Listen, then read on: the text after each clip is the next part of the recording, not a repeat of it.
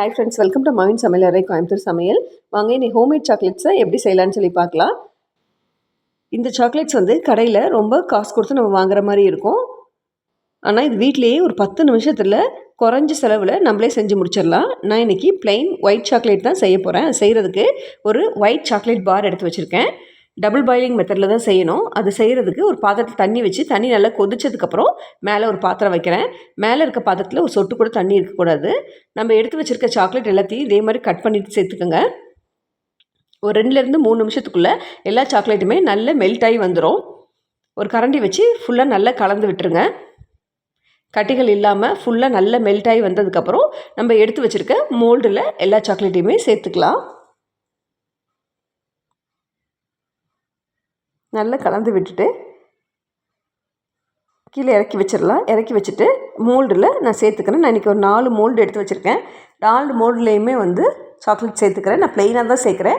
நீங்கள் நட்ஸ் வச்சு சாக்லேட் செய்யணுன்னு ஆசைப்பட்டீங்க அப்படின்னா நட்ஸை நல்லா ட்ரை ரோஸ்ட் பண்ணிவிட்டு சேர்த்துக்கோங்க.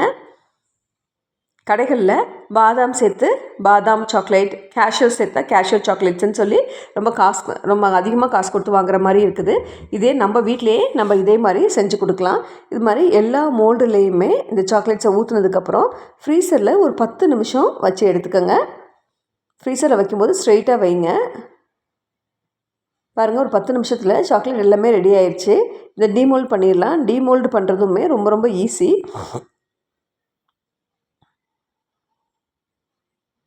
இதுக்கு ஒரு பவுல் வச்சுருக்கேன். அந்த பவுலில் இது அப்படியே கவுத்துனாலே போதும். எல்லா சாக்லேட்ஸும் கீழே விழுந்துச்சு. இந்த எக்ஸ்ட்ரா இருக்க எல்லாத்தையுமே கட் பண்ணி விட்டுருங்க.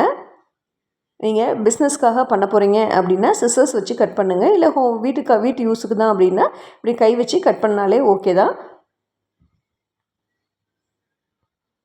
இதை நீட்டாக கட் பண்ணிவிட்டு அதுக்கப்புறம் சாக்லேட் ரேப்பரை வச்சு ரேப் பண்ணிவிட்டு கடைகளுக்கு நம்ம சேல் பண்ணிடலாம். இந்த சாக்லேட் எப்படி செய்கிறது, வேறு இந்த சாக்லேட்டில் என்னென்னலாம் செய்யலாம், அது மாதிரி என்ன டவுட் இருந்தாலும் சரி நீங்கள் எனக்கு தனியாக கமெண்டில் கேளுங்க. நான் உங்களுக்கு இதை எக்ஸ்பிளைன் பண்ணுறேன்.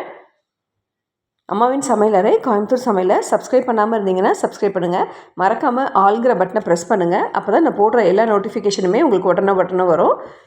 இந்த சாக்லேட் நான் ஒயிட் சாக்லேட் செஞ்சுருக்கேன். நீங்கள் டார்க் சாக்லேட், மைல்ட் சாக்லேட், என்ன சாக்லேட் வேணும்னாலும் நீங்கள் செய்யலாம். இதிலே வேஃபர் வச்சு செய்யலாம், டேட்ஸ் வச்சு செய்யலாம், பாதாம் வச்சு செய்யலாம், கேஷ்யூஸ் வச்சு செய்யலாம், ட்ரை ஃப்ரூட்ஸ் எல்லாமே வச்சு பண்ணலாம்.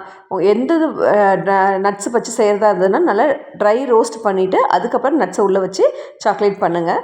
உங்களுக்கு இதில் என்ன டவுட் இருந்தாலுமே சரி, இது எங்கே சேல் பண்ணணும், இல்லை இதுக்கு எப்படி ரேட் ஃபிக்ஸ் பண்ணணும், இது மாதிரி என்ன டவுட் இருந்தாலுமே எனக்கு கமெண்டில் கேளுங்க. நான் உங்களுக்கு ரிப்ளை பண்ணுறேன்.